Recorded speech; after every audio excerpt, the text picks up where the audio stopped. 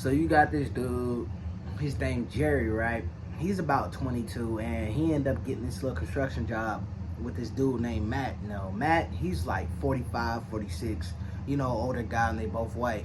So he ended up getting, a good little job with him, whatever. And this day, they were laying down something on the side of the road, so they've been out there all day. So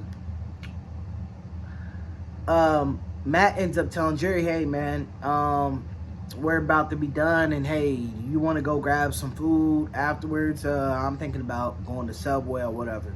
So they go to Subway, get some food, and this was the job where they pay you every week. So this is the day where it's the end of the week, so it's time for him to give him the money or whatever. So he says, hey, I don't got the, money book on me today, but I'm gonna take you to my apartment, and at my apartment I got the money book there or whatever. So when they get to the apartment, he goes on the balcony, right? They both go on the balcony, and he says, hey man, you want a beer? And Jerry's like, yeah, sure. So he goes in there to get a beer, and he sets it down, y'all, but get this, his is a little more fuzzier than Matt's. So he notices that. He's like me. He noticed every little thing like that. So, he notices that, and he basically ends up getting a little, like, suspicious, but not showing it too much. But, just to go with his gut, he says, he fake sneezes and says, hey, man, can you go give me a napkin? So when Matt goes in there and get a napkin, Jerry, he switches the drinks around. So now he done came back with the napkin, whatever, and they sipping up or whatever. And, some time's going by, and, he's like, dang, man, I'm probably tripping, man. Ain't that probably going on? And guess what, y'all?